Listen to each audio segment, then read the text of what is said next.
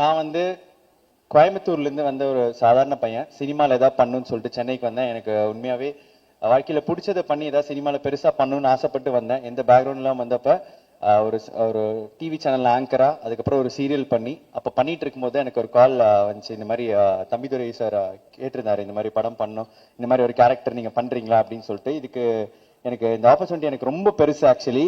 ஏன்னா நான் வந்து எதுவுமே இல்லாமல் வந்து ஓடிட்டு இருக்கும்போது இன்னைக்கு வந்து ஒரு ஆடியோ லான்ச்சில் நீங்கள் உட்காந்துட்டு அங்கே பார்க்கும்போது உண்மையாக எனக்கு ரொம்ப எமோஷனலாக இருந்துச்சு. எனக்கு இந்த ஆப்பர்ச்சுனிட்டி கொடுத்த டைரக்டர் சாருக்கு ரொம்ப ரொம்ப நன்றி. பின்னாடி தான் இருக்கீங்க. எஸ், எப்பவுமே வந்து இந்த மாதிரி பின்னாடி தான் சப்போர்ட் பண்ணுவார். அதனால தான் இப்போ கூட பின்னாடி இருக்காரு. எனக்கு இதுக்கு வந்து எனக்கு முக்கியமா இருந்த சீரியஸா சொன்னேன் உண்மையாவே. அண்ட் சைவம் ரவி அவரு தான் வந்து இதுல எனக்கு ரெஃபர் பண்ணியிருந்தாரு. அண்ட் அவருக்கும் இந்த நேரத்தில் வந்து நான் நன்றி சொல்லணும்னு ஆசைப்படுறேன்.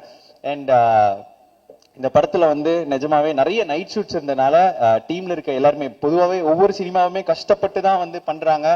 அண்ட் இது நான் கண்ணால எனக்கு பார்க்கும்போது எனக்கு ரொம்ப ரொம்ப ரொம்ப பாக்குற அந்த சிரமம் அண்ட் அது எல்லாமே எனக்கு ரொம்ப ஃபீல் ஆச்சு. அண்ட் இந்த படம் வந்து எல்லாருமே வந்து நைட் ஷூட் அப்போ ஒரு சேர் கிடைச்சா கூட கொஞ்ச நேரம் தொங்கி இருக்கிற அசிஸ்டன்ட் டைரக்டர்ஸ், காஸ்டியூம் டிசைனர்ஸ் எல்லாருமே இதுல அவ்வளோ உழைப்பு போட்டிருக்காங்க. மேனேஜர்ஸ் முதல் கொண்டு அவ்வளோ சப்போர்ட்டிவா இருந்திருக்காங்க. டீம்ல இருக்க எல்லாரும் அண்ட் முக்கியமா வந்து கூட நடிச்ச எல்லாருக்குமே ரொம்ப நன்றி. எனக்கு ரொம்ப சப்போர்ட்டிவா ஸ்கிரீன் ஸ்பேஸ் வந்து ஷேர் பண்ணீங்க, நிறைய விஷயம் கைட் பண்ணீங்க, சொல்லி கொடுத்துருந்தீங்க. அண்ட் நான் வந்து ஒரு ஹோல் ஹார்ட்டடா இந்த ப்ராஜெக்டை ட்ராமால வந்து நடிச்சிருக்கேன். முடிஞ்ச அளவுக்கு நான் பண்ணியிருக்கேன் அப்படின்னு நினைக்கிறேன். அண்ட் முக்கியமா இந்த இடத்துல வந்து சிலருக்கு நான் நன்றி சொல்லிக்கணும்னு நான் ஆசைப்படுறேன். So first of all music director, இந்த நாளோட ஹீரோ அவரு. அண்ட் அவருக்கு வந்து எனக்கு ஒரு பாட்டு, ஒரு பார்வை, எல்லா பாட்டுமே சூப்பரா இருந்துச்சு, சோல்ஃபுல்லா இருந்துச்சு அந்த தாலாட்டு பாட்டு. அண்ட் முக்கியமா எனக்கு ஒரு love song. And first time என் வாழ்க்கையில இந்த மாதிரி ஒரு பிக் ஸ்கிரீன்ல நான் என்ன வந்து ஒரு லவ் சாங்ல ஃபீச்சர் பண்ணது போறது நீங்க தான். அண்ட் அந்த பாட்டு தேங்க்யூ. இந்த மாதிரி கைத்தட்டல் நிறைய கொடுத்தீங்கன்னா உண்மையாக ஜாலியா இருக்கும். And yes, thank you so much brother, ரொம்ப ரொம்ப நன்றி. அண்ட் ஒவ்வொரு பாட்டும் அழகா இருந்துச்சு. அண்ட் கேமராமேன் அஜித் ப்ரோ வந்து ஒரு ஒரு ஆறு ஆங்கிள் வைக்கணும். பட் ஆனா வந்து ஒரு 26 ஷாட், ஒரு 26 ஆங்கிள் வைப்பாரு. எடிட்டருக்கே கன்ஃபியூசிங்கா இருக்கும், ஏன்னா ஒவ்வொரு ஆங்கிளுமே பயங்கரமா வந்து எடுத்திருப்பாரு. ஸோ சூப்பரா எடுத்திருந்தாரு. அவ்வளோ வந்து எஃபர்ட்ஸ் போட்டது கண்ணால பார்த்தேன். தேங்க்யூ சோ மச் ப்ரோ, என்னையும் அழகா காட்டியிருக்கீங்க அதுக்கு. அண்ட் கொரியோகிராஃபர் கிறிஸ் மாஸ்டர், அவர் வந்துட்டு சூப்பர். அவர் ஒரு செம வைப், ஜாலி வைப். ஆக்சுவலி ஒரு பீச் ஷூட் பண்ணனால நான் வாழ்க்கையில மறக்கவே மாட்டேன். அண்ட் அது வந்து அவுட்டா இப்படி வரும்போது எனக்கு ரொம்ப ரொம்ப happy. Thank you so much bro. And editor sir ரொம்ப ரொம்ப நன்றி. அண்ட் கூட நடிச்சவங்க எல்லாருமே எனக்கு ரொம்ப சப்போர்ட்டிவா இருந்திருக்காங்க. ஸோ பிரஸ் அண்ட் மீடியா, கண்டிப்பா உங்களோட பிளெஸிங்ஸோட இது என்னோட முதல் மேடை நடிகனா. எனக்கு உங்களோட ஆதரவு எப்பவுமே கொடுக்கணும்னு நான் வந்து கேட்டுக்கிறேன். ட்ராமா படம் வந்து March 21 தியேட்டர்ஸ்ல வருது. எல்லாரும் மறக்காம பாருங்க, சப்போர்ட் பண்ணுங்க. Love you all. Thank you so much. Press media, thank you so much. Drama movie first நான் டைரக்டர் தம்பிதுரை சாருக்கு ரொம்ப தேங்க்ஸ் சொல்லிப்பேன். ஏன்னா அவர் சொன்ன மாதிரி ஆக்சுவலி இது ஒரு பைலட் மாதிரி தான் ஸ்டார்ட் பண்ணார். சின்ன கதை வச்சு தான் பிளான் பண்ணிட்டு இருந்தார். அப்புறம் ஸ்டோரி இம்ப்ரூவைஸ் ஆகி நிறைய ஆர்டிஸ்ட்டும் அக்செப்ட் பண்ணிட்டாங்க பண்ணுறதுக்கு. ஸோ அப்படியே ஒரு மூவியாக வந்திருக்கு. ஸோ ரொம்ப சந்தோஷமாக இருக்குது sir. Thank you so much for the opportunity. And DOP Ajith, good friend of mind, ரொம்ப நல்லா ஒர்க் பண்ணியிருந்தார். எல்லாரையும் சூப்பராக காட்டியிருக்காரு. Thank you bro, thank you so much. And the star of the event Raj Pratap bro. இது ஆக்சுவலி எங்கள் 3வது படம். ரொம்ப சந்தோஷமாக இருக்கேன். இன்ஃபேக்ட் இந்த டீமோட விவேக் பிரசன்னா ப்ரோடையும் அப்புறம் சாந்தினி எப்படியும் மூவிஸ் எல்லாம் பண்ணியிருக்கேன். So very happy that I'm teaming up with them. சொன்ன மாதிரி March 21 வருது. தயவு செஞ்சு பாருங்க, சப்போர்ட் பண்ணுங்க. And Prathu bro, I wish you all the very best. கண்டிப்பாக நீங்கள் சொன்ன மாதிரி your upcoming star. All the very best again. Thank you and thank you all. Thank you so much. நான் கொஞ்சம் லேட்டாக தான் வந்தேன், கொஞ்சம் இல்லை நிறைய லேட்டாக தான் வந்தேன். 2 பாடல்கள் பார்த்தேன். எனக்கு ரொம்ப விஷுவலாகவும் ரொம்ப பியூட்டிஃபுல்லாக இருக்குது. கேமராமேன் யாரும் சரியாக தெரில எனக்கு. It was really beautiful. ரொம்ப நல்லா இருந்தது. சாங்ஸ் லிரிக்ஸ் கூட ரொம்ப நல்லா இருந்தது. விஷுவலைசேஷன் ரொம்ப பிடிச்சிருந்தது. ரொம்ப நல்லா இருக்குது. இந்த படம் வெற்றி அடைய என்னோட வாழ்த்துக்கள். நான் போயிட்டு. அன்பார்ந்த சகோதர சகோதரிகளே, இளைஞர்களே, இது ஒரு வித்தியாசமான மேடை. என் அரசியல் மேடை தான் நான் ஆண்டாண்டு காலமாக பார்த்த மேடை. சினிமா மேடை 1-2 பார்த்துருக்கேன். ஆனால் இது ஒரு முழுமுதல் சினிமா மேடையாக இன்னைக்கு நிறைய ஆக்ட்ரஸ் எல்லாரையும் ஒரு இடத்துல பார்க்கும்பொழுது மகிழ்ச்சியாக இருக்குது. குறிப்பாக நம்முடைய ப்ரொடியூசர் கம் டைரக்டர் திரு தம்பிதுரை அவர்கள் சிறந்த ஒரு பணியை ஆற்றியிருக்காரு. ஒரே நேரத்தில் 2 வேலையை ஒரு மனிதர் செய்ய முடியும் தொடர்ந்து அப்படிங்கிறத தாண்டி 9 வேலை 10 வேலையை சேர்த்து செஞ்சிருக்காரு. அப்படிதான் நான் பார்க்கிறேன். இது 2 வேலைன்னு அவங்க எல்லாம் நினைக்கிறாங்க. ஆனா 10 வேலைக்கு மேல இதுல வேலை இருக்கு. 24 ஹவர்ஸும் வந்து தன்னை டெடிகேட் பண்ணிக்கிட்டு ஒர்க் பண்ணோன்னா அது ஒன்றும் சாதாரண விஷயம் இல்லை. அதுக்காக நிறைய உளவியல் ரீதியாகவும் தயாரா இருக்கணும். இல்லைன்னா இது சாத்தியமற்ற ஒன்று. ஆகையால் சைக்கலாஜிக்கலா இஸ் பில்ட் அப் ஹிஸ் இது ரொம்ப ட்ரொமேட்டிக்கா யாருக்கு ரொம்ப இருந்திருக்கும்னா திரு தம்பிதுரைக்கு இருந்திருக்கும். ரொம்ப ட்ரொமேட்டிக்கா இருந்திருக்கும். ட்ராமாங்கிற படத்தை எடுக்கிறதுல நிச்சயமா அவருக்கு ரொம்ப பெரிய ட்ராமா இருந்திருக்கும். அவ்வளோ தூரம் வந்து ட்ராமாங்கிறது இப்ப நான் வழக்கறிஞர் என்ற முறையில் தினந்தோறும் பாத்தீங்கன்னா நிறைய ட்ராமாவோட கிளைண்ட்ஸ் வருவாங்க. பொலிட்டீஷியன் முறையில் நிறைய ட்ராமாவோட மக்கள் வருவாங்க எங்களை நோக்கி. இப்ப அவங்க ட்ராமாவை தீர்த்து வைக்கிறதுக்கு என்னால என்ன செய்ய முடியும்? பொலிட்டீஷியன் முறையில் கலெக்டரை கூப்பிடணுமா, அமைச்சரை கூப்பிடணுமா, இதை சால்வ் பண்றதுக்கு அவங்க ட்ராமாவை தீர்க்கிறதுக்கு நாம என்ன செய்யணும்ட்டு வேலை பார்த்துட்டே இருந்து பழக்கப்பட்டிருக்கேன். ஸோ இந்த ட்ராமாங்கிற வேர்டு வாழ்க்கையில தினந்தோறும் பயன்படுத்துற ஒன்றா அமைஞ்சிருச்சு எங்களை போன்றவருக்கு. கிளைண்ட்ஸ் வருவாங்க, சொத்து பிரச்சனையோட வருவாங்க, தனிநபர் உரிமை பறிக்கப்பட்ட பிரச்சனையோட வருவாங்க, நிறைய பிரச்சனைகளோட வருவாங்க, நிறைய ட்ராமாவோட வருவாங்க. அந்த ட்ராமால இருந்து இவங்களை எப்படி காப்பாத்துறது அப்படின்னு சட்டத்துல எங்க இடம் இருக்குன்னு தேடி பிடிச்சு அவங்களுக்கு அந்த ட்ராமாவை தீர்க்கிறதுக்கு வழி காணுவோம். அப்படி தினந்தோறும் ட்ராமாவை நான் ஹேண்டில் பண்ற மாதிரி நீங்க ஒவ்வொருத்தரும் ட்ராமாவை ஹேண்டில் பண்ணிட்டு தான் இருக்கீங்க. அது உங்களுக்கே தெரியாம உங்க வாழ்க்கையில நடந்துகிட்டு இருக்கிற ஒன்று. தினந்தோறும் நாம் சந்திக்கிறது ட்ராமா. அந்த ட்ராமால இருந்து ரிலீவ் ஆனா சந்தோஷம், ஹாப்பினஸ் வந்துடும். அப்போ டெய்லி லைஃப்ல பார்க்கிற ஒன்றை தான் இந்த சினிமா வந்து தீவிரமா நிறைய விஷயங்களை ஒருங்கிணைத்து காமிச்சிருக்கோம் நான் நினைக்கிறேன். நான் இன்னும் சினிமா பார்க்கல, அதனால நிச்சயமா ப்ரிவியூல சினிமா பார்ப்பேன்னு நினைக்கிறேன். இந்த பாடல் வந்து நீங்க திரு ராஜ் பிரதாப் அவர்கள் சிறந்த பாடல்களை வழங்கியிருக்காரு, பிரமாதமான பாடல்கள். இங்கே கூடியிருக்கும் என் குடும்பத்தை சேர்ந்தவர்களே, வந்திருக்கும் பத்திரிகையாளர் அன்பர்களுக்கும், என்னை வாழ வைத்துக் கொண்டிருக்கும் யூடியூபர்ஸ்க்கும்,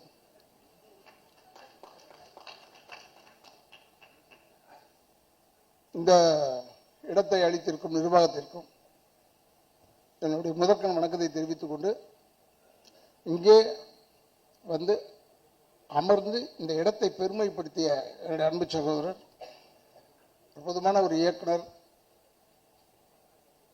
எனக்கு வாய்ப்பு கிடைச்சு கூட அவரோட நான் செய்ய முடியாமல் போயிடுச்சு. அது ஒரு வருத்தம் இருக்கு. அப்பேற்பட்ட என்னுடைய அன்பண்ணன் திரு பாக்கியராஜ் சார் அவர்களுக்கும், எங்களுக்கு முன்னால் பேசிய அவங்க வந்து எம்எல்ஏ அந்த லெவல் கிடையாது. அவங்க ஒரு மினிஸ்டரா இருக்கிறதுக்கு லாயக்கானவங்க. இங்க இல்லை, நார்த்தில் இல்லை, இங்கே ஆக்க மாட்டாங்க. இங்கே கொஞ்சம் கஷ்டப்படுவாங்க. ஏன்னா உண்மையை பேசுறவங்க இருக்கக்கூடாது. அதே போல நான் இங்கே வந்து ஆக வேண்டும் என்று சொன்னேன். எனக்கும் இந்த படத்துக்கு சம்பந்தம் கிடையாது. ஆனால் சம்பந்தம் இருக்கிறது ஒன்றே ஒன்று இந்த தம்பிதுரையால. தம்பிதுரை வந்து என்ன, ஆனால் என் படத்தில் நீங்கள் நடிக்கணும்னு தான் வந்தார். இல்லைப்பா, வந்துட்டு நைஸா கேசட் வெளியிட்டு விழாக்கு வாங்கன்னு சொல்லிட்டார். இப்போ இதுக்கு போகலன்னா அது இருப்போமா இல்லையா? நான் அந்த இதில் தான் வந்தேன். ஆனால் வராமல் இருந்திருந்தா ஒரு நல்ல விஷயத்தை நான் மிஸ் பண்ணியிருப்பேன். நான் பொதுவாக இந்த கேசட் வெளியீட்டு விழா இதுக்கெல்லாம் போகிறதே இல்லை. Now it has become change ஆயிடுச்சு. ட்ரைலரு, சாங், அது இதுன்னு ஏறத்தாழ ஒரு முக்காவாசி படத்தை பார்த்த மாதிரி ஆயிடுது. அது நம்ம ஜனங்களுக்கு அப்படியே ஒரு விஷயம். இதில் இருக்கிற சிரமம் தெரியாம தேட்டரில் படம் பார்த்துக்கிட்டே இருப்பான். இன்டர்வெல்லே அமுத்திடுவான் அந்த ஃபோனில். நல்லா இல்லை, முடிஞ்சது கதை, நம்ம கதை நல்லா இருக்கு ஓடும். ஆனால் எதுவாக இருந்தாலும் நான் வந்து தமிழ் இடத்திடம் கேட்டுக்கொள்ள ஒரே கேள்வி, இது தமிழர்களுடைய படம், தமிழ் நீ தான் பார்க்கணும். இது தெலுங்குக்காரங்க பார்த்தோ இல்லை இந்திக்காரங்க பார்த்தோ இல்லை மலையாளிஸ் பார்த்தோம் இது ஓட போகிறதில்ல. அதனால் நீ பார்க்க வேண்டும். நீங்கள்லாம் வந்து எங்களை பார்க்கும்போது காரில் நான் அதுக்கு தான் சில பேர்கிட்ட சொல்லுவேன். நானும் சகோதரர் விஜயகாந்த்லேருந்து நாங்களாம் ஒன்றா இருந்தோம். எஸ் சந்திரன், பாண்டியன், தியாகு, சந்திரசேகர். காரில் பயத்தப்படுற நடிகர் புற திரும்பியே பார்க்காத. அவன் வந்து ராதார விடா அப்படி நிறுத்தி வணக்கம் சொல்லிட்டு வா. ஏன்னா நம்ம அடையாளம் தெரியுதான்னு பார்க்கணும். இது ஒரு டெம்பரரி லைன் தான், இல்லைன்னு சொல்லலை. பட் இது பெர்மனெண்ட்டாக இருக்கும். இப்போ கூட எங்கள் அப்பா எம்ஆர் அதை பற்றி பேசிக்கிட்டே இருக்காங்க. ஏதோ நல்லதோ கெட்டதோ ஏதோ ஒன்று சொல்லிக்கிட்டே இருக்காங்க. எது செஞ்சாலும் நம்ம வந்து நமக்கு மரியாதை கொடுத்தால் மரியாதை கொடுங்க. நம்ம சினிமாக்காரெல்லாம் சீப்பு கிடையாது. ரொம்ப கஷ்டமான விஷயம். தம்பிதுரை வந்து அவரை பற்றி பேசுகிறாங்க, எல்லா வேலையும் எடுத்துக்கிட்டு செய்கிறாரு போது எனக்கு ஆச்சரியமாக இருக்குது. சின்ன பையன் இந்த வயசுல கூட நான் 71 வயசு ஆகுது எனக்கு. 51வது வருஷம் இது எனக்கு சினிமாவில். நான் வந்து ஒரு நடிக்கிறது தான் லாய்க்கு. இந்த என்னுடைய சகோதரர் கமலஹாசன் மாதிரிலாம் என்னால் முடியாது. அந்த எல்லாத்தையும் மண்டையில் போட்டுட்டு உருட்டிக்கிட்டு இருக்கான். லண்டன் போனால் கூட சும்மா சுற்றி பார்க்கறதுக்கு போகிறதில்ல. அங்கே போய் அந்த ஏஐ போய் கற்றுக்கிட்டு அது இன்னொரு ஆர்டிஃபிஷியல் இன்டெலிஜென்ஸ் சொல்லிக்கிட்டு அதை கற்றுக்கிட்டு இருக்காரு. ஆக அப்டேட்டாக இருக்கிறவர் அவர் மாதிரிலாம் நம்மளால முடியாது. நமக்கு எவ்வளோ ஏகப்பட்ட வேலை, வெளி வேலை இருக்கு நிறைய. அதனால சொல்கிறேன். அதனால் இதெல்லாம் நம்ம யோசிக்கிறதே இல்லை. வெறும் நடிப்பு, ஸ்டார்ட் கேமரா, நல்ல நடிப்போம். ஒரு பெரிய நடிகர் சொல்லியிருக்காரு என்னை பற்றி.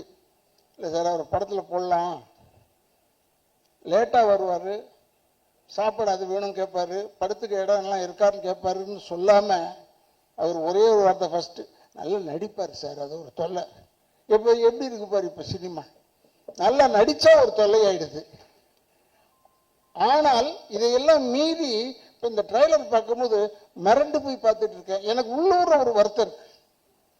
நம்ம இல்லாமல் போயிட்டு இந்த ஃப்ரேமில் எல்லாரையும் யூஸ் பண்ணியிருக்காரு, எல்லாரையும் போட்டு காமிச்சிட்டாப்புல தம்பிதுரை. இந்த பெரிய மனசு வேற யாருக்குமே வராது, வேற யாருக்குமே வராது. நானே சில டைம்ல நம்ம நடிச்சிருக்கோம், ஒரு நல்ல வார்த்தையை மனசுக்குள்ள வச்சு போடவே இல்லையே போட்டோ, நம்ம போட்டோவே போடலையேன்னு யோசிச்சிருக்கேன் நான். இதெல்லாம் மனிதர்களுக்கு உண்டு தானே, கஷ்டப்பட்டோம் வரலையேன்னு. ஆனால் இங்கே தம்பிதுரை விட்ட அந்த வேலையே இல்லை. நான் பார்த்ததில்ல, சந்தோஷப்பட்டேன். எல்லாரையும் போட்டாச்சு. போனவன், வந்தவன், கொண்டவன், தடிக்கி விழுந்தவன், உட்கார்ந்தவன், எல்லாரும் போட்டோவும் போட்டார். எல்லாரையும் கூப்பிட்டு மேடையில் உட்கார வைக்க. இந்த 24 கிராஃப்ட் இப்படி உட்கார வைக்கிறதே ஒரு பெரிய விஷயம். நான் உண்மையிலே பாராட்டுறேன். அப்போதான் நாங்களும் மியூசிக் டைரக்டரை பார்க்குறோம், இவங்களை பார்க்குறோம், எடிட்டர்ஸை பார்த்தா எல்லாரையும் பார்க்குறேன். அப்புறமா டிஸ்ட்ரிபியூட்டர்லேருந்து புதுசாக பார்க்குறேன். என்ன பாரு, அவர் சொல்கிறாரு, நான் சினிமாவில் தான் உழப்பிக்கிட்டு இருந்தேன், நான் எப்படி வரணும்னு நினச்சேன்னான்லாம் சொல்கிறாரு. நீ இப்போ வந்துட்டு இல்லை, நீயா வந்துடுவ, இன்னும் பெருசாக வருவேன், சிறுசாகவே முடியாது. உழைப்பு வேண்டும், டெடிக்கேஷன் வேணும். நான் வந்து ரொம்ப வெங்கல பாத்திரக்குள்ள கடக்குள்ள யானை போட மாதிரி நான்லாம் சில சில சில சில சில சில சில ஒரு சத்தம் வரும். ஆனால் கேமரா முன்னாடி போய் உட்காரணும், நிற்கணும்னா சீரியஸ் ஆகிடுவேன். கில்லர் இன்ஸ்டிங்க்ட் வந்துடும். எதிராளியை விடக்கூடாது, நம்ம பேர் வாங்கணும் அப்படின்னு தான் செய்வேன். நான் செஞ்சாதான் ஏதோ ஓரளவுக்கு செய்யலாம். ஏன்னா சிவாஜி பாக்கிட்டேருந்து திருடுறது, புரட்சி தலைவர்கிட்ட திருடுறது, எங்க அப்பாட்ட திருடுறது, ஜெமினி சார்கிட்ட திருடுறதெல்லாம் இருக்கு. அதெல்லாம் இல்லாம இல்லை, அவங்க அளவுல இருக்காது. ஏன்னா அவங்கெல்லாம் வந்து காவேரி நதி மாதிரி, இல்லை கங்கை நதி மாதிரி. நமக்கு வசதி இருக்கா, மக்களை போட்டு எடுத்துக்க வேண்டியதான் தண்ணியை. நமக்கு வசதி இருக்கா, பக்கெட்ல வச்சு தண்ணியை எடுத்துக்க வேண்டியது. ஆனா எங்க அப்பா சொல்றது ஒரு நல்ல வேத வாக்கு, அதை மட்டும் மனசுல வச்சிருக்கேன். என்ன சொல்லுவாரு, தூங்கும் போது கூட காலை ஆட்டிக்கிட்டே தூங்கணும்டா, இல்லைன்னா சினிமாவில் விட்டுட்டு போயிடுவான், செத்து போயிட்டான் பொழுது வேற ஆளை போட்டு போயிடுவான். அதை நான் பார்த்தேன். இந்த 1.5 வருஷத்துல 1.5 வருஷம் எனக்கு இந்த கால் ஆப்ரேஷன் நான் பண்ண. அப்புறம் பின்னாடி அது பேக் போன் பிரச்சனை வந்துருச்சு, எனக்கு உடச்சிருச்சு. அப்போ ஒரு 1.5 வருஷம் இப்போதான் வந்து சினிமாலாம் நடிக்க ஆரம்பிச்சேன். இதை எழுதுறாங்க, உடம்பு சரியில்லைன்றத போடுறான், உடம்பு நல்லா ஆயிடுச்சுன்றத போட வேணாமா? ஏன் அது மட்டும் போட மாட்டேங்க? அவர் நல்லா ஆயிட்டார், நல்லா நடக்கிறாரு போட. அந்த கிரச்சஸ் வச்சுட்டு போனேன், அது போய் 2 வருஷம் ஆச்சு. 2 வருஷம் கதையை இப்ப போடுறாயா? இதை இன்னும் என்ன இப்ப போய் ரொம்ப பேர் துக்கம் விசாரிக்கிறாங்க. ஆனா இப்ப நல்லா இருக்கீங்களா? ஏன் நல்லா இருக்கணும் என்னையா? இல்ல கிரச்சஸ் வச்சுட்டு அது என்ன 2 வருஷம் ஆச்சு. இப்ப கிரச்சஸே வளர்ந்துருச்சு, அந்த அளவுக்கு ஆயிடுச்சு. 2 வருஷம் ஆயிடுச்சு. நான் ஏன் உங்களுக்கு சொல்றேன்னா, அதை நிறைய நாளா வந்து சாகிற வரைக்கும் நடிக்கணும், எனக்கு அதான் ஒரே ஆசை. இந்த டைரக்டர் ஆகணும் அதெல்லாம் என்னால் முடியாது. என்னை கேட்டாங்க, ஏன் நீங்கள் டைரக்ட் பண்ணலையான்னு. நான் டைரக்ட் பண்ணலாம், பாக்கியராஜ் சார்லாம் பார்த்து ஆச்சரியப்படுறேன். டைரக்ட் பண்ணுவேன், பட் இருந்தாலும் ஏதோ கொலை பண்ணிடுவோன்னு பயப்படுறேன். ஏன்னா எனக்கு இருக்கிற கோபம் அப்படியே. சரியாக நடிக்கலைன்னா அவங்கள மாதிரி 1 முறைலாம் கேட்க மாட்டேன். இவனை முடிச்சுட்டு கதையை முடிச்சுட்டு வேற ஒரு ஆளை போடுறான்னு சொல்லுவேன்.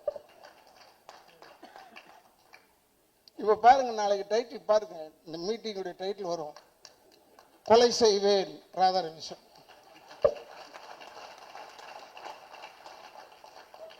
அதுக்கு தானே சொல்றது நானும். ஏன்னா அவங்க போடணும், இல்லைன்னா என்ன விட்டுருவாங்களே, அதனால அதை போடணும். என்ன சொல்றேன்னா, கெட்டதே போடுறோமே, கொஞ்சம் நல்லதையும் போடலாமேன்றதுக்காக சொல்றேன். ஏன்னா ராதாரவி பேசினால கொலை செய்வேன் சொல்லு வர்றான். எனக்கு என் கேரக்டரோட ஒத்து போன வார்த்தைகள் அதெல்லாம், அதை பத்தி எனக்கு கவலையே இல்லை. இருந்தாலும் ஒன்று சொல்றேன், உண்மையை பேசுவதற்கு நம்ம பயப்படவே வேணாம்.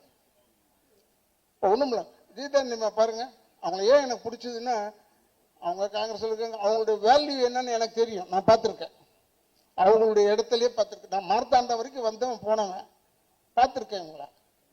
ஆனா இப்ப சொன்னேன் நான், உங்களை ஏன் நான் ரொம்ப பிடிச்சதுன்னா, தைரியமா சொன்னீங்க, இது வேண்டும் என்று சொல்லிதான் வந்தேன். வேற யாருக்கும் தைரியம் கிடையாது. மீதி பேர் பூரா இந்த கொள்கையை பார்த்து வந்தேன், அதை பார்த்து மூஞ்ச பார்த்து வந்தேன். அப்படிலாம் இல்லை, ஸ்ட்ரெயிட்டா சொன்னான், இதற்காகத்தான் வந்தேன். அப்படி சொல்றதுக்கு ஒரு ஆள் வேணும். அரசியலே நான் பார்த்து முதல்ல ஆள் இவங்க தான் நினைக்கிறேன். அப்போதான் சொன்னேன், உண்மையை பேசுவதற்கு எங்கேயுமே பயம் வேணாம், பொய்யை பேசுவதற்கு தான் பயம் வேணும். இந்த ஞாபக சக்தி இருக்க, அது யாருக்கு அதிகமா இருக்கும்னா, பொய்யை சொல்றவங்களுக்கு தான் ஞாபகம் இருக்கணும். என்னமோ சொன்னுமே, அந்த வேலையே கிடையாது பொய் சொல்றவனுக்கு, அவனுக்கு தான் ஞாபக சக்தி வேணும். எனக்கு உண்மை பேசுறதுனால நமக்கெல்லாம் ஞாபக சக்தி தேவையில்லை. ஏன்னா எப்படி இருந்தாலும் உண்மைகள் நிலைத்து நிற்கும், அதுக்காக சொல்றேன். இந்த படம் பார்த்த உடனே ட்ராமான்னு போட்டிருந்தது. நிச்சயமா சொல்றேன், தமிழ்நாட்டு மக்களை ட்ராமால விடாது. இந்த படம் ட்ராமால விடாது. எல்லாரும் ஹெல் அண்ட் ஹெல்த்தியா நல்ல படம் வந்ததுன்னு சொல்லிட்டு சந்தோஷமா போயிட்டு வரலாம், தப்பு கிடையாது. இப்போ கூட ஒரு இயக்குனர் கேட்டார், என் பக்கத்தில் உட்காந்து இயக்குனர் கேட்டார், சார் உங்களுக்கு இப்ப எந்த படம் பார்க்கணும்னு ஆசையா இருக்கு சார்? எனக்கு அந்த ஆசையெல்லாம் கிடையாது சார், வாய்ப்பா தான் போய் பார்த்துருவேன். ஆனா எனக்கு பார்க்கணும்னு சில படங்கள் இருந்தது, இல்லைன்னு சொல்ல. ஏன்னா என்ன ஒரு பத்திரிகைக்காரு ஒரு 10 நாளைக்கு முன்னாடி கேட்டார், சார் உங்களுடைய எய்ம் என்ன சார்னு. அதான்டா எனக்கு தெரியல, சுத்தி சுத்தி தேடிக்கிட்டே இருக்கேன். என்ன எய்ம் லைஃப்ல? சினிமாக்காரன் ஆயிட்டேன், எனக்கு எய்ம் கிடையாது.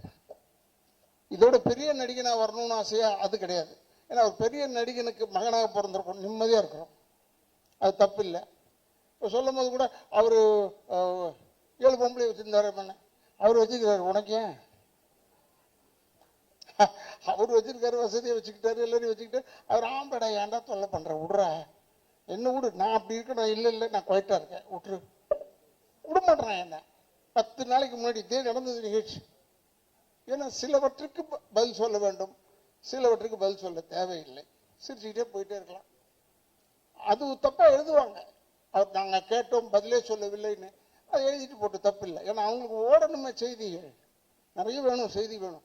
இப்போ பாருங்க, அந்த பேப்பரை பரட்டினா, நான் 2 பத்திரிகை தான் வாங்குறேன், பேர் சொல்லலை, பட் பேப்பரை பரட்டினா வெறும் கொலை கொலை கொலை கொலை கொலை கொள்ளை, பொண்டாட்டி தலையை வெட்டினது, எவ்வளவு நல்ல நல்ல விஷயங்கள் வருது தெரியுமா? அதுல பரவாயில்ல, பொண்டாட்டி தலையை வெட்டுற அளவுக்கு வீரனா இருக்கானே, பொண்டாட்டி எதிர்க்க போய் நிக்கிறதுக்கே யோசிப்பான், தலையை வெட்டியிருக்கானே.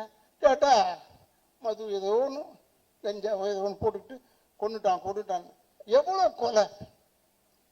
இந்தியாவது அந்த பத்திரிகையில 2-3 கொலை தான் வரும், இப்போ பத்திரிக்கை ஃபுல்லா கொலை, அதுல நடுவில் நம்ம செய்தி 2-3 வருது.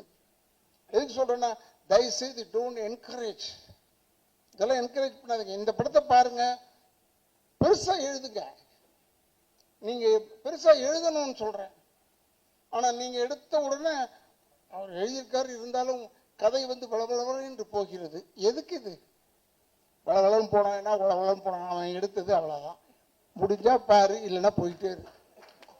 நான் சொல்ற கதை தான். நான் எப்போ சொல்லுவேன், ராதா ரவி நல்லா ஆக்ட் பண்ணலையா சார்? நல்லா ஆக்ட் பண்ணலன்னா நான் நடிச்சிட்டேன்ல, படம் ரிலீஸ் ஆயிடுச்சு இல்லை, விட்டுட்டு போ, என்ன பார்க்காத, அடுத்ததை பாரு. எதுக்கு சொல்றேன்னா, இப்போதான் ஒரே காம்பவுண்ட்ல 7-8 தேட்டர் வர ஆரம்பிச்சிருச்சு. இருக்கிற தேட்டர் பூரா இடிச்சிட்டேன். அதெல்லாம் போயிடுச்சு. நல்ல நல்ல தேட்டர்ஸ்லாம் இருக்குது, போயிடுச்சு. நான் தெரியாதனமா கேட்டேன், வெல்லிங்டன் இருக்கான்னு கேட்டுட்டேன். ஏன்னா வெல்லிங்டன்ல ஒரு சின்ன கதை இருக்கு, அதுக்காக கேட்டேன். இல்லைடா அதெல்லாம் எப்பயோ இடிச்சிட்டாங்க. என்னடா இது, நம்ம எந்த உலகத்தில் இருக்கோம்? வெல்லிங்டனை இடிச்சிட்டாங்க, எல்லாத்தையும் இடிச்சிட்டாங்க. ஆக உங்களுக்கு சொல்றேன், தயவுசெய்து இப்ப சினிமா எடுக்கிறது தான் சேலஞ்ச். ஏன்னா சினிமா எடுப்பது ரொம்ப சுலபம், நடிக்கிறது ரொம்ப ஈஸி, எல்லாம் ஈஸி. ரிலீஸ் பண்றது தாலியாந்திரம். ரிலீஸ் பண்றது மட்டும்தான் கஷ்டம்.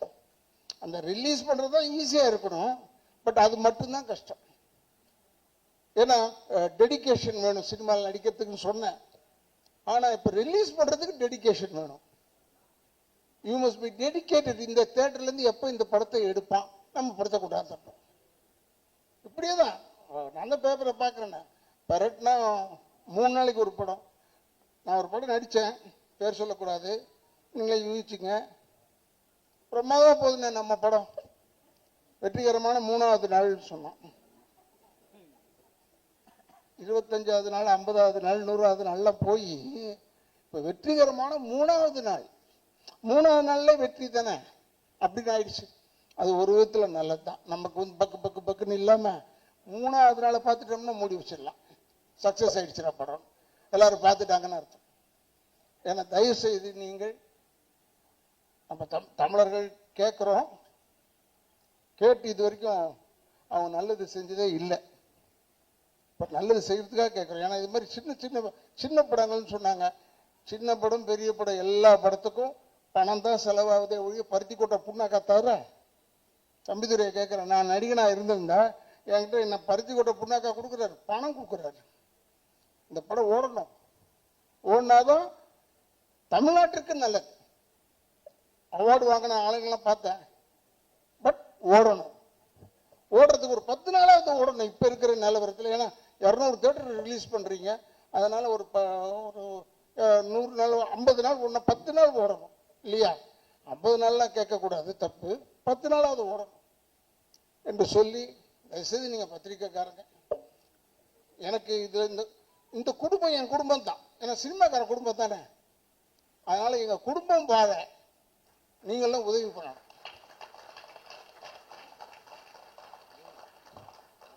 எங்களுக்கெல்லாம் வீடு தர மாட்டீங்க. பொதுவா பப்ளிக் வந்து எங்க வேணாலும் கேளுங்க, வாடகை வீட்டுக்கு நடிகராலேயோ போக முடியுமா? முடியாது. ஆனா இவங்க பொழுது போக்குறது யாருன்னா எங்களை பார்த்து தான் பொழுது போகுது. ஜாலியா இருக்காங்க, ரசிக்கிறாங்க, டிவி ஆன் பண்ணிட்டு நம்ம படங்களை தான் பாக்குறாங்களே ஒழிய. அப்ப போய் கேட்டு பாருங்க, சார் இவ்வளவு நேரம் சிரிச்சுட்டு இருந்தீங்க, நான் தான் சார் அந்த நடிகன், எனக்கு ஒரு வீடு கொடுங்களேன். வீடு தர மாட்டோம் சினிமாக்காரனுக்கு. ஏன்? நீ சந்தோஷப்படுறதுக்கு சினிமாக்காரன் தேவைப்படுறான், ஆனா வாடகை இருக்கிறதுக்கு எங்களுக்கு விட மாட்டாங்க. அதனால நீங்க பண்றதுல தான் எங்களுக்கெல்லாம் வீடு கொடுக்கணும் கேட்டா. அதனால சொல்றேன், தயவு செய்து சினிமாவை வாழ விடுங்கள். அது வீழ்ந்தா நிறைய பேருக்கு வேலை கிடையாது, ஞாபகம் வச்சுக்கோங்க. நிறைய பேருக்கு வேலை கிடையாது. அது வீழ்ந்தா நிறைய பேருக்கு வேலை கிடையாது. அதனால் அது வாழ வேண்டும், சினிமா வாழணும். அதுக்கு நீங்கள்லாம் உதவி செய்யணும்னு பத்திரிகை தோழர்களையும் யூடியூபர்ஸையும் நான் கேட்டுக்கொண்டு, என்னுடைய வந்த ஜனங்க எல்லாருமே வெளியே போகும்போது நல்லா இருந்ததுப்பா ட்ரைலர்னு சொல்ல கற்றுக்குங்க. முதல்ல அது இருக்கு, ஆனாலும் என்னது ஆனாலும் இல்லை, அது இந்த இடத்து ஃபுல் படத்தை பாருயா, பார்த்துட்டு சொல்லியா. தயவுசெய்து இதுக்கெல்லாம் என்கரேஜ் பண்ணுங்க. வாழ விடுகள். நான் தான் சொன்னேன், தம்பிகிட்ட சொன்னேன், பக்கத்தில் இருந்து பெரிய டைரக்டர் தம்பிகிட்ட சொன்னேன், தியேட்டரில் போய் தான் நான் படம் பார்ப்பேன். நான் இந்த திருட்டு விசிடி இதெல்லாம் பார்க்க மாட்டேன். எனக்கு அது ஒரு கெட்ட பழக்கம். தியேட்டரில் போய் பார்த்தா தான் படம் பார்த்த மாதிரி இருக்கு. தியேட்டரில் போய் பார்த்தா பிசாசெல்லாம் நான் தியேட்டரில் போய் பார்த்தேன்.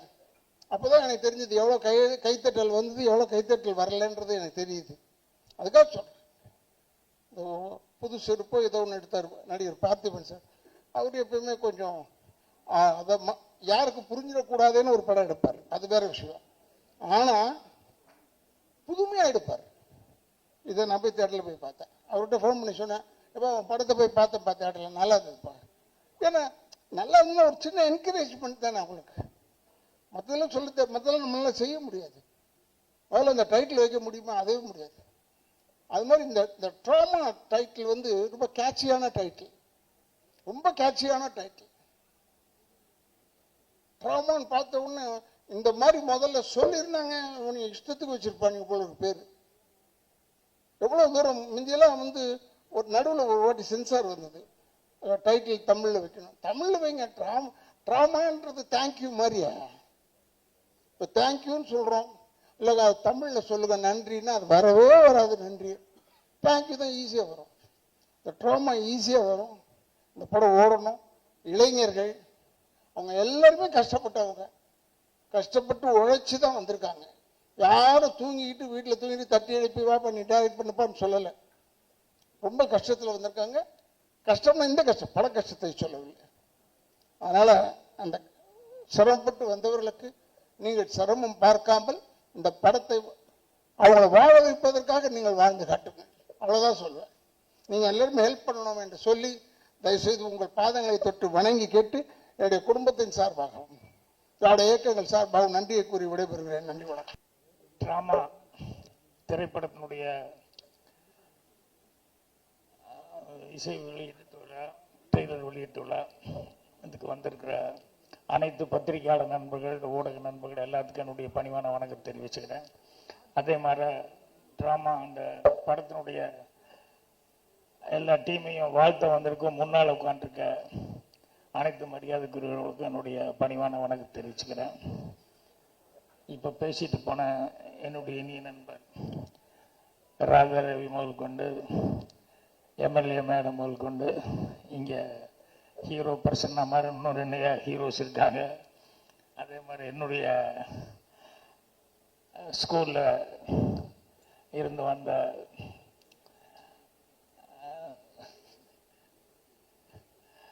சாந்தினி முதல் கொண்டு இங்கே இருக்க எல்லா டெக்னீஷியன்ஸ் எல்லாத்துக்கும் என்னுடைய பணிவான வணக்கத்தை வந்து தெரிவிச்சுக்கிறேன். முதல்ல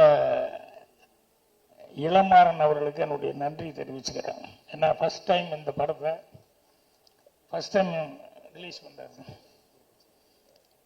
ஏன்னா ஒரு படம் முன்னால் பேசும்போது ராதா ரவி சொன்னார் இல்லையா, எடுக்கிறது பெருசு இல்லை, படத்தை ரிலீஸ் பண்ணுறது தான் ரொம்ப சிரமம், அதுக்கு தான் யோசிக்கணும்ட்டு. ஸோ இந்த படத்தை ரிலீஸ் பண்ணுற மாறன் அவர்களுக்கு என்னுடைய மனமார்ந்த நன்றி தெரிவிச்சுக்கிறேன். ஏன்னா தம்பிதுரை அவருடைய அனுபவத்தில் வந்து சொன்னார், எங்கே போனாலும் யார் ஆர்டிஸ்ட்னு முதல்ல கேட்குறாங்க, படம் கதை சொல்ல போகலாம் அப்படின்னா எதுக்கு போனாலும் யார் ஆர்டிஸ்ட்னு கேட்குறாங்க அப்படின்ட்டு. ஸோ அந்த மாதிரி ஒரு சூழலில் வந்து மாறன் அவர்கள் வந்து இந்த படத்தை வந்து புதுமுகங்க தான் நடிச்சிருக்காங்க, பெரிய ஆர்டிஸ்ட் இல்லை. இருந்தாலும் இந்த படம் வந்து அவர் ஃபர்ஸ்ட் டைம் ரிலீஸ் பண்ணுறதுக்காக அவங்களுக்கு கௌரவப்படுத்தி இருக்கிறதுக்கு என்னுடைய மனமார்ந்த நன்றி தெரிவிச்சுக்கிறேன்.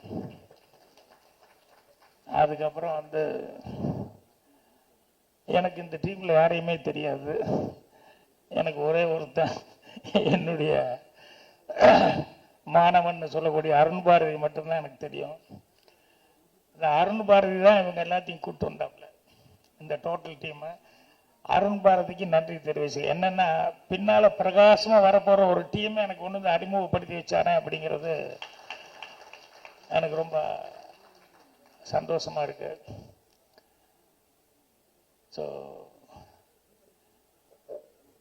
யாரும் தெரியலன்னா கூட அருண் பாரதி வந்து சாதாரணமாக வந்து ஆப்ளிகேஷன் அது இது எதுவும் நிற்க மாட்டாப்புல.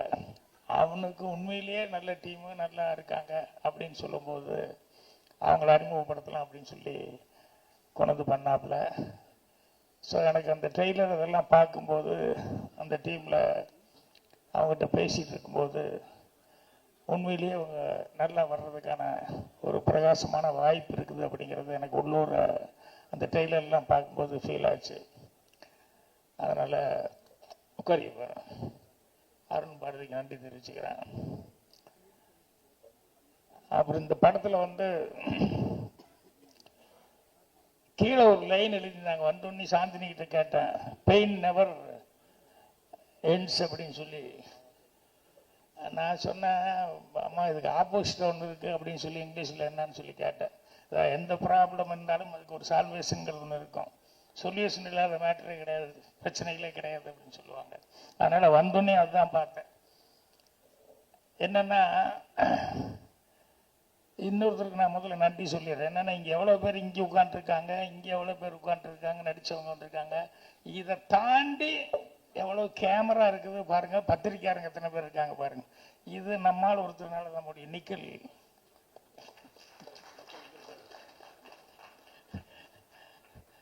ஸோ அவரும் என்னோட ஸ்கூல்லேருந்து வந்தாள் அப்படிங்கும்போது ரொம்ப சந்தோஷமாக இருக்கு. ஸோ நான் உண்மையிலே இவ்வளோ க்ரௌடு ஏன்னா இந்த இடத்துக்கு வந்து இவ்வளோ க்ரௌட் நான் எதிர்பார்த்துட்டு நான் வரல. அப்புறம் வந்தோடனேயுமே வந்து அதுக்கப்புறம் உள்ளே வரும்போது தான் வந்து இவ்வளோ க்ரௌடுன்னா அவங்க ஃபேமிலி, அவங்க ஃப்ரெண்ட்ஸு, இவங்க எல்லாமே ரொம்ப அதிகம் அப்படின்னு சொல்லி சொன்னாங்க. அதில் என்னென்னா தம்பித்துறை அவர் வேற ஒரு வேலை பார்த்துக்கிட்டு அதுக்கப்புறமா இதை வந்து ஃபேஷனாக அவர் மனசுக்கு ரொம்ப பிடித்த வருது அப்படின்னு சொல்லிட்டு இந்த சினிமா இருக்கிறதுனால அவருக்கு அதிகமாக உதவி அப்படிங்கிறது வந்து நண்பர்கள் அப்படிங்கிறதும் அவர் தெரிஞ்சுக்கிட்டேன். ஸோ அதனால தான் நிறைய பேர் அவருக்கு வேண்டப்பட்ட வெல் விஷர்ஸ் நிறைய பேர் வந்திருக்காங்க. ஸோ அவங்க எல்லாத்துக்கும் கூட நன்றி தெரிவிச்சுக்கிறேன். அதே மாதிரி விழா நாயகன்னு சொன்னால் டைரக்டரையும் சொல்லலாம், இன்னொருத்தர் வந்து மியூசிக் டைரக்டர் சொல்லலாம். ராஜ் பிரதாப் இவரை பற்றி ரொம்ப சிறப்பாக ஜீவிதான்னு ஒருத்தர் வந்து சொன்னாங்க. ஏன் அவங்கள கூப்பிட்டு ஒரு இது ஃப்ளவர் பொக்கே கொடுக்கல? ஏங்க நியாயமாக அவங்களையும் கூப்பிட்டு கொடுக்கணும். கொடுங்க, நான் கொடுக்குறேன். என்னென்னா அந்த படத்தை பற்றி எப்படி ஸ்டார்ட் ஆச்சு, இப்படியெல்லாம் வந்து அந்த படம் அதுக்கப்புறம் கொஞ்சம் கொஞ்சமாக இப்படி வந்துருங்க.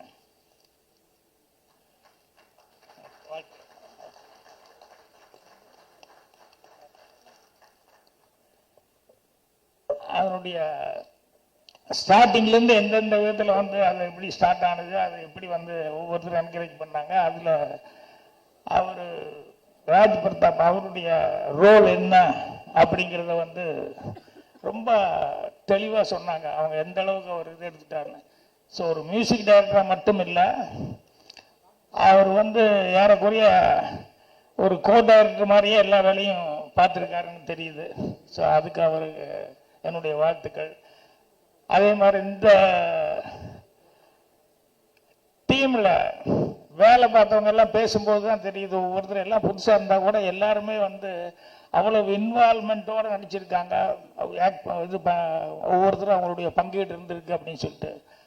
ஸோ எல்லாருக்குமே என்னுடைய மனமார்ந்த வாழ்த்துக்களை வந்து அட்வான்ஸாகவே நான் தெரிஞ்சுக்கிறேன். ஏன்னா எல்லாருமே நல்லா வரக்கூடியவங்க.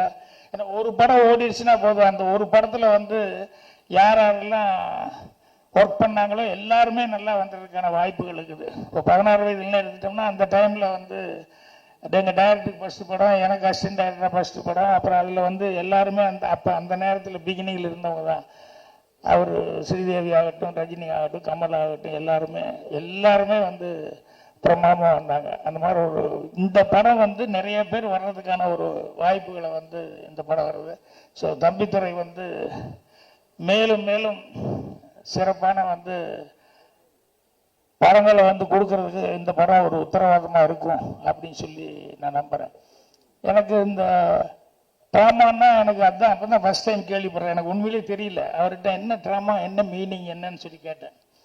அவர் நினச்சிருப்பார் இவருக்கு இது கூடவா தெரியாமல் இருக்குன்னு. உண்மையிலேயே எனக்கு தெரியல, நிறைய விஷயங்கள் எனக்கு தெரியலன்னு கேட்டுருவேன். அதுக்கப்புறம் வரும்போது கூட நான் அசிஸ்டன்ட் விட்டு ஏ தமிழ்ல என்னையா ஷாக்குன்னு சொல்றாங்க, அது சொல்றாங்க, இது சொல்றாங்க, தமிழ்ல என்னையா போட்டிருக்கு அப்படின்னா, அப்புறம் பாதிப்பு அப்படிங்கிற மாதிரி ஏதோ அப்படி போட்டிருக்கு அப்படின்னு சொல்லி சொன்னாங்க. ஸோ சினிமாவில் பாதிப்பு இல்லாமல் எதுவுமே கிடையாது. நான் அசிஸ்டண்ட்டுகளுக்கு கூட நான் சொல்கிறது என்னென்னா, கதை திங்க் பண்ணுறதுக்கு வந்து நீ போய் இப்படி அப்படி எல்லாம் யோசிச்சுட்டு இருக்காத. உன் மனசுக்குள்ள உன்னை என்ன பாதிச்சது சின்ன வயசுலேருந்து அதை கொஞ்சம் திங்க் பண்ண. நீ உன்னை பாதித்த விஷயங்கள் தான் உனக்கு வந்து ஒரு நல்ல கதையாக கிடைக்கும். அந்த பாதிப்பு ரொம்ப முக்கியம் அப்படிங்கிற மாதிரி சொல்லி அதைத்தான் திங்க் பண்ண அப்படின்னு சொல்லி சொல்லுவேன். இப்போ தம்பித்துறை அப்படிங்கிறது இவரே எனக்கு ஒரு பாதிப்பு தான். என்னன்னா, ஸ்கூல் டேஸில் வந்து நான் நாடகத்தில் நடிச்சிருக்கும் போது ஸ்கூல் டே ட்ராமாவில் எங்கள் மாஸ்டர் வந்து அவருக்கு என்ன ரொம்ப பிடிக்கும். அப்போ என் கூடவே வந்து இன்னொரு பையனும் நடிச்சிட்டு இருந்தான் தம்பித்துறை அப்படின்னு சொல்லிட்டு. எங்கள் வாத்தியார் வந்து என்ன ரொம்ப பிடிச்சதுனால அடுத்தது வந்து ஸ்கூல் டே ட்ராமாவில் எனக்கு தான் மெயின் ரோல் கொடுக்கணும் அப்படின்னு சொல்லிட்டு ஒரு கதை ரெடி பண்ணார். அந்த கதை வந்து ரெடி பண்ணி அவங்க இந்த லீவு விட்டாங்க, ஆஃப் இயர்லி லீவு. இந்த 15 நாள் வேஸ்ட் பண்ணக்கூடாது அப்படின்னு சொல்லிட்டு இந்த 15 நாளில் வந்து எப்படியாவது ரிஹர்சல் எல்லாம் ஸ்டார்ட் பண்ணிடணும். ஏன்னா ஸ்கூல் டேக்கு டைம் ரொம்ப கம்மியாக இருக்குது அப்படிங்கும்போது என்ன தேடினாங்க. அப்போ அந்த நேரத்தில் வந்து நான் கோபி பக்கத்தில் வெள்ளாங்கோயில் எங்கள் அம்மா மிட்வைஃபாக ஒர்க் பண்ணிருந்தாங்க, அங்கே போயிட்டேன் லீவுக்கு. அப்புறம் வீட்டில் கேட்டிருக்காங்க. அப்போல்லாம் இந்த மாதிரி ஃபோன் கேம் எல்லாம் இருந்து டக்குன்னு கூப்பிட முடியாது. அப்புறம் வீட்டில் வந்துட்டானா 2-3 தடவை வாத்தியார் கேட்டு பார்த்துட்டு அப்புறம் கடைசியில் நான் இன்னும் வரல அப்படின்னு சொன்னோடனே அந்த ரோலுக்கு அந்த தம்பித்துறைங்கிற அந்த பையனுக்கு கொடுத்துட்டாங்க. அந்த பையனை செலக்ட் பண்ணி அவன் நல்லா நடிக்கிற பையன், என் கிளாஸ்மேட்டு. அப்புறம் நான் லீவு முடிஞ்சு ஸ்கூல் திறக்கிறதுக்கு ஒரு நாளைக்கு முன்னால் வந்தால் ரிஹர்சல் வாத்தியார் சொல்கிறாரு, இன்னைக்கு நாளைக்கு ரிஹர்சல் இருக்குன்னா போய் பார்த்தா எனக்கு ரோலே இல்லை. அந்த தம்பித்துறை கூட வர்ற மாதிரி ஒரு ரோலு. எனக்கு ஒரே அழுகழுகியாக வருது. அப்புறம் வாத்தியார்கிட்ட மாஸ்டர்கிட்ட, என்ன சார் இதுன்னு, நான் உனக்கு நான் ட்ரை பண்ணேன்டா, நீ ஊருக்கு போயிட்டா என்ன இதுன்னு கரெக்டான கான்டாக்ட் இல்லைடா, வேற வழி இல்லை, ரிஹர்சல் பார்த்தே ஆகணும், டைம் வேற இல்லை, அதனால தான் தம்பித்துறையை போட்டேன், எனக்கு தெரியும் நீ நல்லா செய்வேன்னு சொல்லி, இருந்தாலும் நான் வந்து தம்பித்துறையை போட்டேன், நீ அவனுக்கு கொஞ்சம் ஹெல்ப் பண்ணு அப்படிங்கிற மாதிரி சொல்லிட்டாரு. அப்புறம் வாத்தியார் சொல்லும்போது வேற என்ன பண்ண முடியும், எனக்கு ஒரு சின்ன ரோல் தான், பரவாயில்ல அப்படின்னு சொல்லிட்டேன். என்னன்னா, நான் நாடகம் நடிக்கும் போது எல்லாம் ரிஹர்சல் பார்க்கும்போதெல்லாம் வந்து நான் கூடவே ஏதாவது ஒன்று டைலாக் சைட்லெல்லாம் ஏதாவது சொல்லுவேன். என்னை விட சீனியராக நடிப்பாங்க சில பேர். அவன் 10th ஸ்டூடெண்ட்டாக இருப்பான், 11th ஸ்டூடெண்ட்டாக இருப்பான். அவங்க நடிக்கும்போது நான் வந்து சில நேரங்களில் வாத்தியார்கிட்ட போய் சொல்லுவேன், சார் அவர் வந்து மாமா கேரக்டர் செய்கிறார், வயசான கேரக்டர் மாமா, அவர் ஏதாவது துண்டு கிண்டெல்லாம் அந்த காலத்தில் இப்படி தோளில் இப்படி துண்டெல்லாம் போட்டுக்குவாங்கல்ல, அப்படி கழுத்து சுற்றி, ஸோ அடிக்கடி அந்த துண்டை அப்படி போட்டுக்கிற மாதிரி, கையில் ஒரு ஸ்டிக் இருக்கிற மாதிரி, இப்படியெல்லாம் ஆக்ஷன் பண்ணால் நல்லா இருக்குமே அப்படின்னு சொன்னால் ஒன்றும் நல்லா தான் இருக்கும் அப்படின்னு சொல்லிட்டு, அப்பா அவன் சொல்கிறா கொஞ்சம் செய்ப்பா அப்படிம்பாரு. அவங்களுக்கெல்லாம் ஒரே கோபமாக இருக்குது, இவன் 8th ஸ்டாண்டர்டு, இவன் எதுக்கு நமக்கெல்லாம் சொல்லி கொடுத்துட்ருக்கான் அப்படின்ட்டு. ஸோ அந்த மாதிரி வாத்தியார்களுக்கெல்லாம் வந்து என்ன ரொம்ப பிடிச்சது. அதுக்கப்புறம் அந்த ட்ராமாவில் வந்து உண்மையிலே இன்வால்வ்மெண்ட் ஆகி எங்கெங்கெல்லாம் எனக்கு முடிஞ்ச டைலாக்ஸ் எல்லாம் எனக்கு தோணுனதெல்லாம் சொல்லுவேன். வாத்தியார் என்கரேஜ் பண்ணி என்னை வந்து எடுத்துக்குவார். அதுக்கப்புறம் ஸ்கூல் டே ட்ராமா முடிஞ்சது. அந்த ஸ்கூல் டே ட்ராமா முடிஞ்சு அடுத்த நாள் வந்து அசம்பிளியில் எல்லோரும் வெயிட் பண்ணிட்டு இருக்கோம். எல்லோரும் வெயிட் பண்ணிட்டு இருந்து ஹெட் மாஸ்டர் சின்னசாமி நாயுடு, நேற்று ஸ்கூல் டே ரொம்ப ஃபங்க்ஷன் சிறப்பாக இருந்தது, எல்லாருமே வந்தால் கலெக்டர் வந்திருந்தார், கலெக்டர் ரொம்ப அப்ரிஷியேட் பண்ணியிருந்தார். இந்த ஹோம் கம்மிங்னு சொல்லி அந்த ஸ்கூல் டேயில் வந்து ஒரு நாடகம் போட்டாங்க அப்படின்னு சொல்லிட்டு அவர் ரொம்ப அப்ரிஷியேட் பண்ணி, கலெக்டர் வந்து அவர் எனக்கு ரொம்ப பிடிச்சது, அதுலேயும் இந்த ஹீரோவை நடித்த பையன் தம்பித்துறை எனக்கு ரொம்ப பிடிச்சது அப்படின்னு அவனுக்கு ஒரு கப் அனுப்பிச்சிருக்காரு அப்படின்னா உடனே எல்லாரும் கிளாப்ஸு. தம்பித்துறை இங்கிருந்து போய் அந்த கப்பை வாங்குறேன் 1500 பசங்களுக்கு முன்னால். எனக்கு மட்டும் கண்ணுக்குள்ள அழுகழுகியாக வருது. என்ன சொல்றதில்லை, என்னோட ஃபீலிங்கை வந்து அங்கேயே அழுதுட்டேன். அப்புறம் வாத்தியார் வந்து அப்புறம் என்னை தனியாக கூப்பிட்டு, இல்லைடா உனக்கு வர வேண்டியது வரும், அதுக்கு டைம் இருக்கும், அவனும் நல்லா தான் பண்ணான், அதனால் சரி இல்லை சார் நான் இன்னும் நல்லா பண்ணியிருப்பேன், எனக்கு அதனால் தாங்கிக்க முடியல அப்படின்னு சொல்லிட்டு.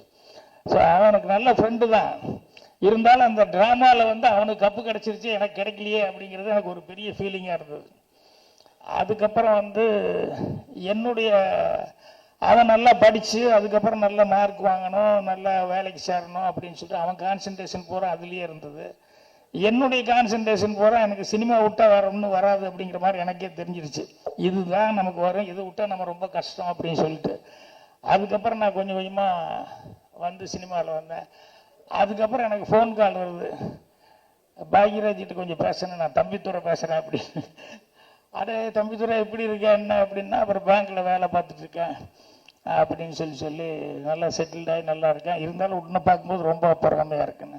சரி நானும் உன்னை பார்த்து ஒரு காலத்தில் பொறாமப்பட்டேன், இல்லை நீ வந்து உனக்கு உண்மையிலேயே அதை விட்டால் வேற ஒன்றுமே உனக்கு மைண்டில் இல்லை, அந்த அளவுக்கு இருந்தேன்னு எனக்கு தெரியும், நான் வந்து உன்னை பார்த்துட்டு வரணும் அப்படின்னு சொல்லிட்டு அந்த தம்பித்துறை வந்து என்னை வந்து பார்த்து பழைய இதுகளெல்லாம் வந்து இது பண்ணிட்டேன். ஸோ எனக்கு அந்த ட்ராமாவில் சொல்லி கொடுத்த அந்த டீச்சர்ஸ் எல்லாத்துக்கிட்டையும் அந்த ட்ராமாவுக்கு என்னுடைய ஆசிரியர்கள், அவங்க சண்முகமணி மாஸ்டர், சோமசுந்தரம் மாஸ்டர், இந்த மாதிரி மாஸ்டர்ஸ் எல்லாம் படத்தில் நான் பேர் வச்சுட்டு இருக்கிறேன்னே அடிக்கடி. அதுக்கு என்ன காரணம்னா அவங்கெல்லாம் எனக்கு ஆரம்பத்தில் அந்த ட்ராமாட்டிக் கிளப்பில் இருந்தவங்க. ஸோ இன்னைக்கு இங்கே வரும்போது தம்பித்துறை அப்படின்னு ஒன்றுமே எனக்கு டக்குன்னு என்னோட ஃப்ளாஷ்பேக் அதெல்லாம் மைண்டுக்கு வந்துருச்சு. அதுக்கப்புறமா இந்த டைட்டில் பாதிப்பு அப்படின்னு சொல்லிட்டு நான் அசிஸ்டண்ட் கிட்ட கூட பாதிப்புன்னு சொல்லும்போது அதான் நான் முதல்ல சொன்ன மாதிரி வந்து உனக்கு பாதித்த விஷயங்கள் என்னன்னு பாருங்க. இப்போ சினிமாவே எடுத்துட்டீங்கன்னா எதேதோ ஒரு பல களங்கள் இருக்குது இல்லையா, அதில் வந்து இது என்ன சேனல் என்ன அப்படி இப்படின்னு எல்லாம் பார்த்தோம்னா ரிவெஞ்ச் இருக்குது, அந்த படம் இருக்குது, இந்த படம் அப்படிப்பான். ஆனால் எல்லா ஊர்லேயும் எல்லா நாட்டிலையும் இருக்கக்கூடிய ஒன்று வந்து மிஸ் பண்ணாமல் இருக்கிறது, என்றைக்கும் எவர் கிரீனான ஒன்று இருக்கிறது, லவ் ஸ்டோரி அப்படிங்கிறது. அப்படின்னு என்ன அந்த பாதிப்பு எல்லா ஊர்லேயும் எல்லாத்துக்கும் இருக்குது அப்படிங்கிறது தான். அதனால தான் இன்னைக்கு வரைக்கும் வந்து எல்லா நாட்டிலையும் வந்து வர்ற படங்களில் வந்து ஃபஸ்ட்டு ஒரு சினிமாவில் வர்றவங்களுக்கும் சரி, இந்த கவிதை எழுதுறவனும் பாரு, முதல்ல வந்து அவன் லவ் பண்ணுறானே இல்லையோ லவ்வை பற்றி உடனே பாட்டு எழுதிடுவான். அந்த மாதிரி படம் எடுக்கிறது அப்படின்னா ரொம்ப ஈஸியாக வந்து இந்த லவ் அப்படிங்கிறது வந்து அந்த ஜேர்னலில் படம் எடுக்கிறதுங்கிறது எல்லாத்துக்கும் டக்குன்னு உடனே தோணும். ஸோ அந்த மாதிரி இது இன்னைக்கு இந்த படத்தில் வந்து இவர் அப்படி இல்லை, இது வந்து வேற மாதிரி சொன்னாங்க. ஒரு 3 சப்ஜெக்டை வந்து வெவ்வேறு டைப்பான சப்ஜெக்டு அப்படின்னு சொல்லி அந்த மாதிரி டைப் கதை அப்படின்னு சொல்லிட்டு ஒன்றில் வந்து பிரசன்னா அவங்க சாந்தினி வர்றாங்க, இன்னொரு ஹீரோ ஹீரோயின், இன்னொன்று வந்து வேற ஒருத்தர் அப்படின்னு சொல்லிட்டு. ஸோ இவர் ஃபர்ஸ்ட் டைம் வந்து தம்பித்துறை அவர்கள் வந்து எடுத்துக்கிட்டதே சப்ஜெக்டே வந்து வழக்கமாக எல்லாரும் பண்ணுற மாதிரி இல்லாமல் ஒரு டிஃப்ரெண்ட்டான ஒரு சப்ஜெக்டாக ஃபர்ஸ்ட் டைம் எடுத்திருக்காரு. அதே ஏன்னா யூஸ்வலாக லவ் ஸ்டோரி அப்படின்னு சொன்னோம்னா எல்லாரும் பண்ணுற மாதிரி ஒரு லவ் ஸ்டோரி, அதில் என்ன புதுசாக பண்ணியிருக்காங்க அப்படின்ட்டு இருக்கும். ஆனால் அவர் எடுத்துக்கிட்ட களமே வந்து கொஞ்சம் வித்தியாசமான ஒரு களமாக இருந்தது. அதனால் 3 விதமான சப்ஜெக்ட் அப்படின்னாங்க. இதுக்கே அவருக்கு பாராட்டு சொல்லலாம். ஸோ அவர் வந்து இதுக்கு வந்து பக்கபலமாக வந்து நம்ம மியூசிக் டைரக்டர் வந்து இருந்திருக்காரு அப்படின்னு சொல்லும்போது அது ஜீவிதெல்லாம் சொன்னதுக்கு அப்புறம் தான் தெரியுது அவங்கெல்லாம் எவ்வளோ தூரம் வந்து அதை வந்து இது வந்து சாதாரணமாக ஏதோ ஒரு நாளில் ஒரு ஸ்டார்ட் பண்ணி உடனே எடுத்துடலாம் அப்படின்னு சொல்லிட்டு இது வந்து எடுக்கலை. இதில் படத்தில் ஆக்ட் பண்ணவர் கூட ஒருத்தர் காணோம், இல்லை போயிட்டாரு. நடிச்ச ஒரு பாட்டு எழுதுனவர் ஒருத்தர் இறந்துட்டாருன்னு சொன்னாங்க. ஸோ இதுக்கு பின்னால் இவ்வளவெல்லாம் இவர் அந்த பெயின்னு போட்டதை அதுதான் சொன்னேன், அதுதான் நடிச்சுக்கிட்டேன், இத்தனை பேர் இருக்கான்னு. ஸோ எவ்வளவு நாளாக வந்து இதை அசை போட்டு இந்த படத்தை எடுத்திருப்பாங்க அப்படிங்கிறது என்னால் தெரிஞ்சுக்க முடியுது. ஸோ அவருக்கு வந்து கண்டிப்பாக எல்லாரும் அவரை கூப்பிட்டு நிற்க வச்சுருந்தவங்க எல்லாம் ஒரு பெரிய குரூப்பே வந்தாங்க. அசிஸ்டன்ட் டைரக்டர் அவங்க இவங்க யாரெல்லாம் அவருக்கு ஹெல்ப்பாக இருந்தாங்க அப்படின்னு சொல்லி ஒருத்தர் விடாமல் எல்லாத்தையும் கூப்பிட்டுருந்தாங்க. ஸோ எல்லாத்துக்குமே ஒரு நல்ல எதிர்காலம் இருக்குது அப்படின்னு சொல்லி எல்லாத்துக்குமே அட்வான்ஸாக நான் வாழ்த்துக்கள் தெரிவிச்சுக்கிறேன். கண்டிப்பாக இந்த படம் நல்ல வெற்றி அடையும். வெற்றி அடைஞ்சதுக்கப்புறம் தம்பித்துறை வந்து கண்டிப்பாக இண்டஸ்ட்ரியில் வந்து பேர் வாங்குற அளவுக்கு ஒரு பொசிஷனுக்கு வருவார். அதே மாதிரி வந்து இப்போ பாட்டை பற்றி சொல்லும்போது அந்த மேடம் வந்து இவங்க வந்து சொன்னாங்க, எம்எல்ஏ மேடம் வந்து சொன்னாங்க பாட்டை பற்றி. ஸோ அவங்க அந்த பாட்டை பற்றி சொன்ன மாதிரி நானும் வந்து அந்த பாட்டை வந்து கேட்டதுலேருந்து அந்த பாட்டு எனக்கு அவ்வளோ லைக்னஸாக இருந்தது. ஸோ அவருக்கும் ஒரு பிரமாதமான எதிர்காலம் வந்து இருக்குது சினிமாவில். ஏன்னா ஏற்கனவே அவர் 1-2 பண்ணியிருக்காரு, இருந்தாலும் அவர் வந்து இன்னும் பெருசாக பேசப்படுற அளவு வரல.